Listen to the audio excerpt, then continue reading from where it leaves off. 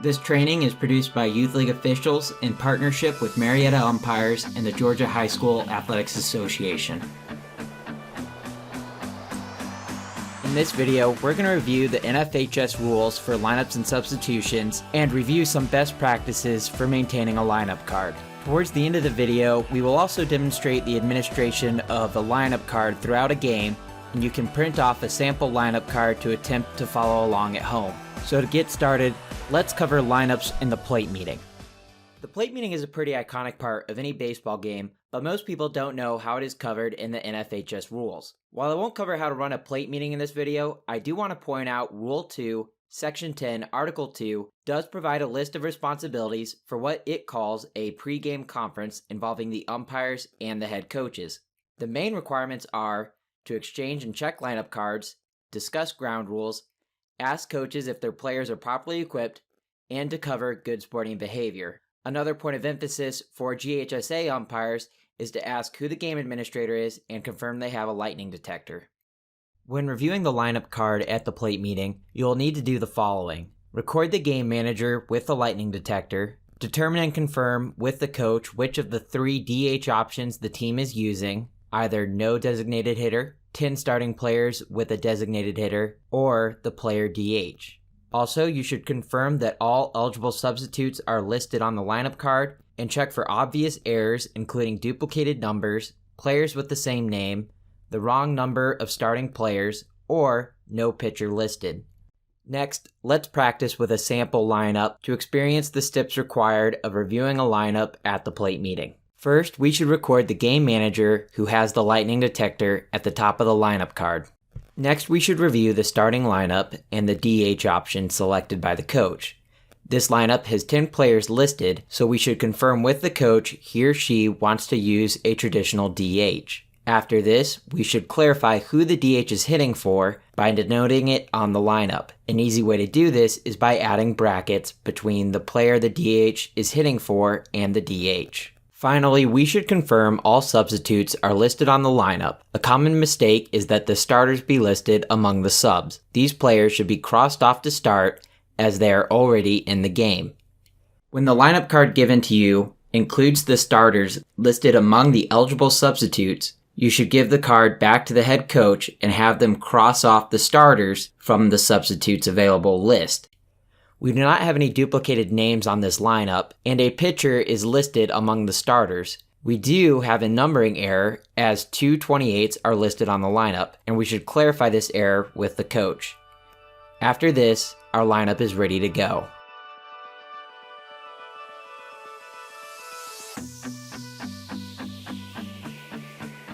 Next, we are going to review the basic substitution rules. The basics of the substitution rules are fairly simple. You can enter a substitute for a starter at any time, except for the pitcher, who must face one batter unless the pitcher is injured or ejected.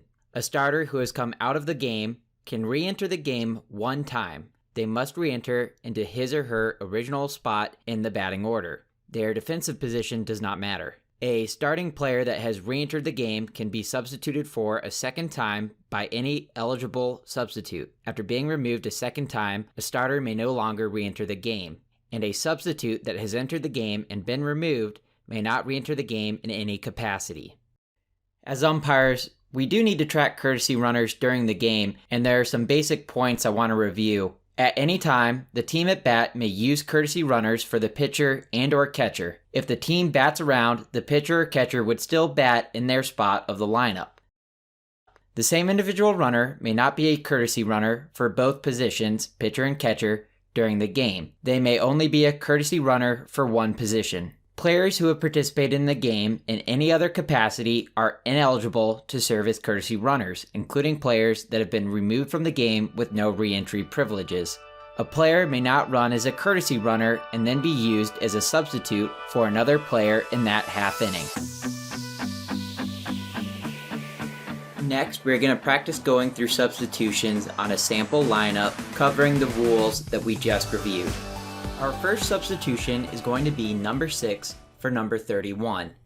In a quick glance, I see that number 31 is currently in the game and number 6 is an eligible substitute. Now, let's go through how we put this substitution on our lineup card. First, we should cross through number 6 to show that number 6 has been utilized as a substitute and come into the game. Next, put the substitute's number 6, on the substitution line for the player he is entering the game for. Circling the number 6 shows that this is where a sub entered the game. After, cross out 31 to show that they are no longer in the game. Next, number 31 re-enters the game. First, we need to confirm that number 31 was a starter, and they have not used their re-entry privileges.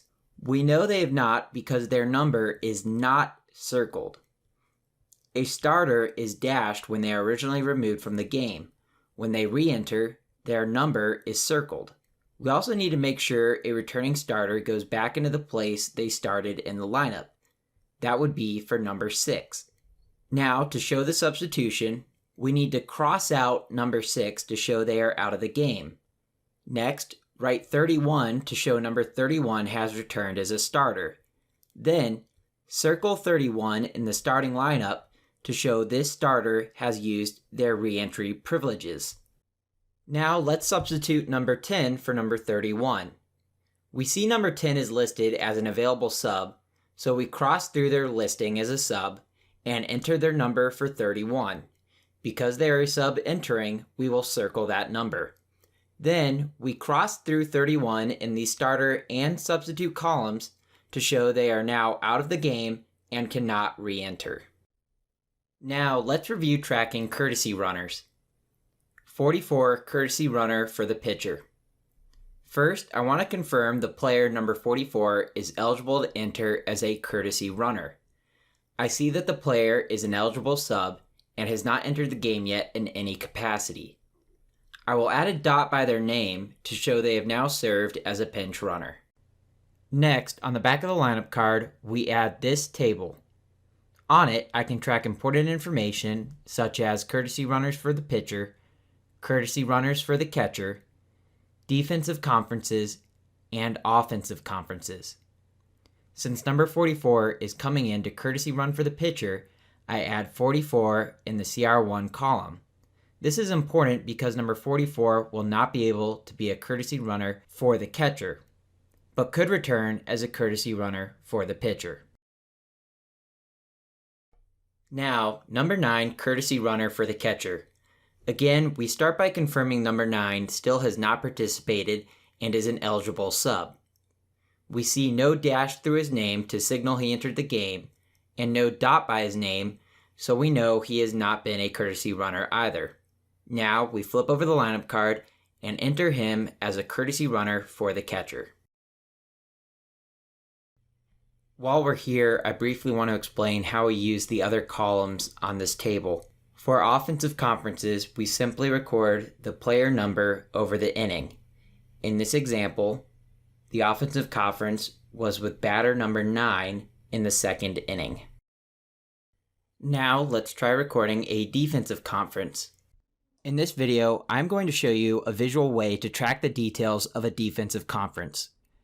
You personally can track defensive conferences however you prefer, but remember it is important to have some details on when they happen in case a coach wants to dispute the number of conferences they have used. Some of the most important details to track are the inning number, number of outs, and the number of the batter. Now let me show you how I track visits in a game visually. First, we should draw a diamond. After this, label where runners are on base. In this example, it is runners on first and second. Then, record the inning. This is the top of the second.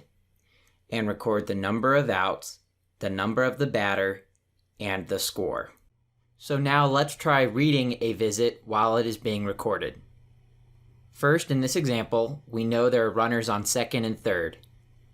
Next, we know it is the top of the fourth and that there is one out. Then we also know the score is 4-2 and the batter is number 2. Clear tracking of this information is extremely valuable in the situation that your game is suspended due to rain. Making sure this can be easily read by any umpire will make it a lot easier should another umpire crew have to pick up your game. Now let's talk about the recording process. When the coach calls time to visit his defensive team, you should start recording all of these details. In this third example, you have a runner on second in the top of the 7th inning with 2 outs, a game tied at 4 runs, and batter number 3. But what do you do now if the coach decides to make a pitching change? In this case, it would not be a visit, so simply stripe through the diamond you made and record the new pitcher entering the game.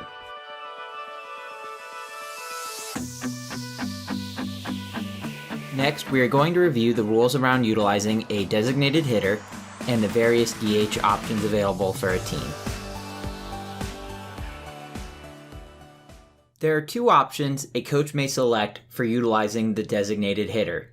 Those options are to use a traditional 10 starters including a designated hitter, or to use a 9 starters lineup utilizing a player DH. In either scenario, a DH shall be selected prior to the start of the game and shall be listed on the lineup at the plate meeting. After the lineup is reviewed and accepted by the umpire, this cannot be changed. This is why it is very important for umpires to review with the coach at the plate meeting which designated hitter option they have elected to utilize and confirm the numbers of the pitcher and the designated hitter they plan to use. Finally, a big difference in this rule from high school versus college or professional baseball is that in high school rules, a DH may be used for any one of the starting players, not just pitchers, and any substitutes for that player during the game. First, let's talk about the traditional 10th starter designated hitter option. In the traditional use of the designated hitter, the DH is a 10th starter, hitting for any one of the 9 starting defensive players. This is very similar to how it is in the American League. If a pinch hitter or pinch runner is used for the designated hitter, that player then becomes the new DH. When utilizing the 10 starters DH rule, the DH is terminated for the remainder of the game when one of 2 options occurs. The first option is when a defensive player or any previous defensive player for whom the designated hitter has batted subsequently bats, pinch hits, or pinch runs for the DH. The second way that the role of the designated hitter can be terminated is when the designated hitter or any previous designated hitter assumes a defensive position. Finally, you should also know that when utilizing the traditional designated hitter, the DH and the player for whom the DH is batting are locked into the batting order. No amount of substitutions will enable a team to move these 2 players in the batting order. Now let's go back to the lineup card we started with and review more substitutions on a sample lineup utilizing the traditional DH. First, let's continue with number 26 coming in for number 21. To start, we confirm that number 26 is listed as an available substitute. We then cross through their name to show that they have entered the game. Since they are coming in for number 21, we write down 26 as a substitute for 21 and circle the number 26 to show this is where a substitute entered the game. We should then strike through number 21 to show they are no longer in the game. Next, we will have number 9 come in for 17. As always, we should first check that number 9 is still an eligible sub to come into the game. We see that their name is not crossed out, however, they do have a red dot by their name.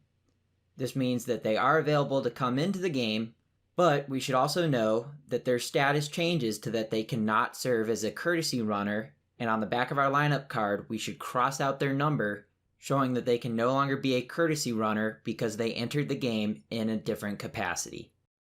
Now we continue the substitution as normal.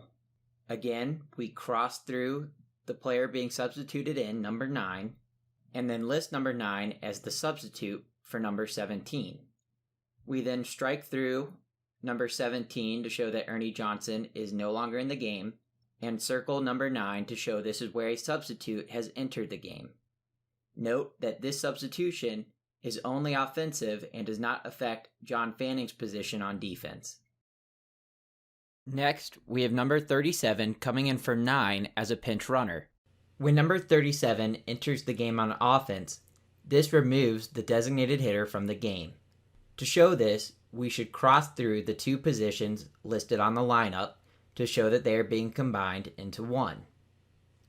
Next, we should cross through number 9 since the substitution is number 37 coming in for number 9.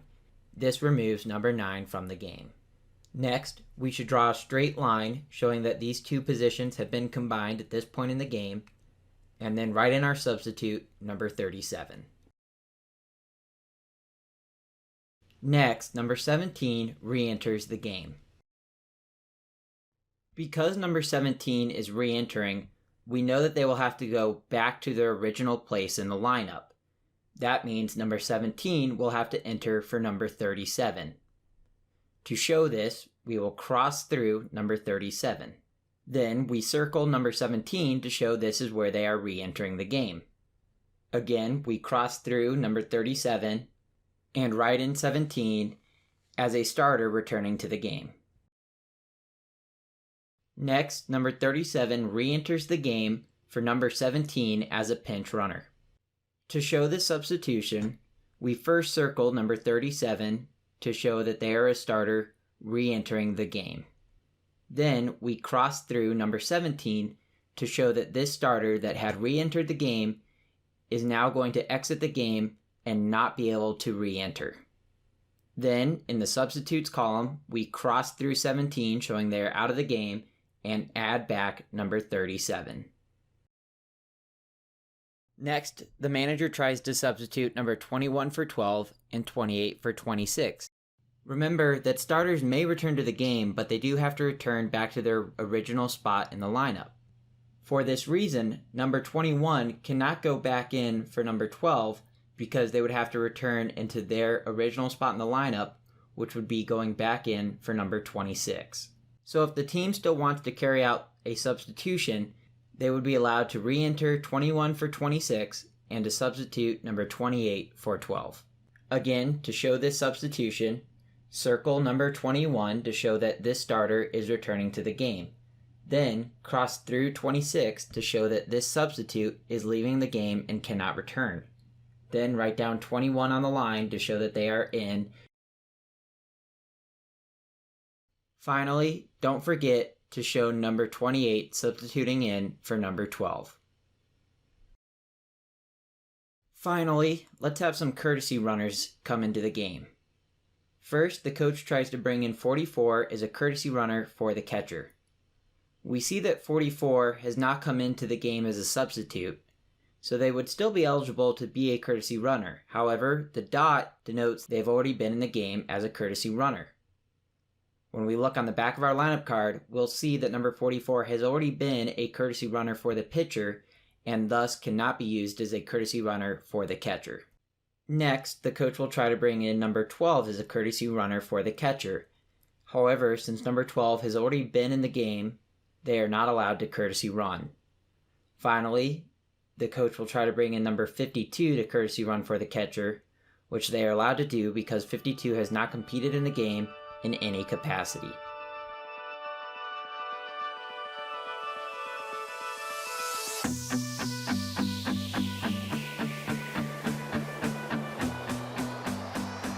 Now let's talk about the player DH. When utilizing the player DH, the designated hitter may be any of the starting defensive players. In this manner, the starting defensive player has two positions, the defensive player and the designated hitter. The role of the defensive player may be substituted for by any legal substitute. The original player DH may re-enter defensively one time. The role of the DH is terminated when a substitute or former substitute for the defensive role participates on offense, or when the starting defensive player DH is substituted for either as a hitter or a runner. A common reason for a team to utilize this version of the DH is when they have a starting pitcher that is also one of their best offensive players. This rule enables them to keep that player in the game on offense even after they have to pull them off of the mound. Now let's try managing a lineup with a player DH. First, I like to bracket the player DH and enter defensive role at the bottom of the lineup. This visually allows me to see the difference between the player in the batting order and the defensive player. Now, let's have number 18 come in on defense for number 21 and play first base. To show this on the lineup card, I will cross out the defensive role and put number 18 in as a substitute for that defensive role. Next, we will have number 44 come in for 18 in a straight change. To do this, we will cross 18 out, removing them from the game completely, and add 44 into that position on the defensive role. This does not affect the DH role currently. Next, the coach requests to have number 21 re-enter the game for the catcher. Remember, number 21 started the game as the player DH and in the defensive role. Number 21 can only re-enter into the same position on defense as shown in the lineup, meaning that they cannot come in for the catcher. Instead, they could only come in for number 44. Finally, number 29 comes in for 21 to hit. When utilizing the player DH, if the original DH batter is removed from the game on offense, they must be removed from the game on defense as well. This takes 21 out of the game with no re-entry privileges and puts number 29 in at the same spot in the offensive lineup and also into the defensive role, removing the DH entirely and combining it into one player. Let's do one more sample with the player DH. First, number 18 comes into pitch for number 21. This is a defensive substitution, but number 21 will stay in his role offensively in the batting order. Next, 44 comes in for 18 to pitch. This substitution removes number 18 from the game permanently without the ability to re-enter. Next, number 52 comes into the game to pinch run for number 21. This affects number 21's position in the offensive lineup by removing them, and because when utilizing the player DH, no other player on that team can serve as the DH, this removes the separate defensive role and combines them into one position defensively and in the offensive lineup. This means that number 44 is also removed from the game. Next, number 29 enters the game on defense for 52, which now means they come in on offense as well as we have removed the DH. Then 21 re-enters the game as they still have re-entry privileges and will be batting and fielding, utilizing the same position they started in the lineup. Finally, number 11 comes in for number 21, permanently removing number 21 from this game. On behalf of GHSA Baseball, Marietta umpires, and Youth League officials, thank you for viewing this video and utilizing this opportunity to improve as an umpire. We're glad to have you on our team and look forward to seeing you on the field.